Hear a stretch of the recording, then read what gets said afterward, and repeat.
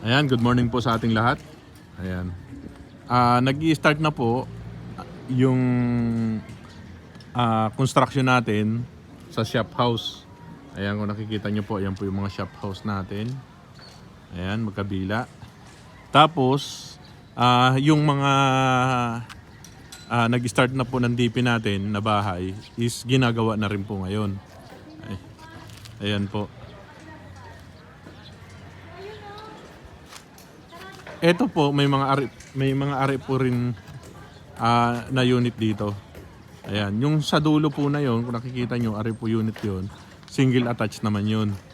Ayan pong iba dyan is duplex. Ang kuwan po natin dito is, ang gawa po natin ng bahay dito ay napakatibay talaga. Ayan mga hollow blocks po na yan is jack belt na hollow blocks po yan. Tapos ang paggawa po ng bahay nila dito is load bearing. Ayan, kaya talagang matibay po yung mga bahay dito. Makikita nyo na lang po sa design. Ayan po. Habang ginagawa, ayan, buhos talaga yan. Ayan.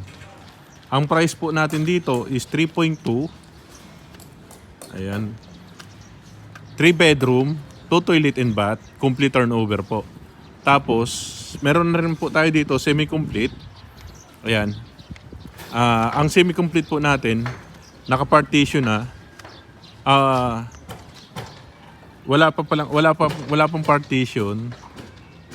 Pintura ka na lang. Ayan, pintura at saka tiles ang gagawin mo doon sa semi-complete natin. Ito yung ginagawa po na isa. Ayan. Kailangan ba tayo po? Ayan. Ito po. Kaya makikita nyo po talaga ang paggawa dito. Talagang maganda po at matibay ang paggawa dito ng bahay.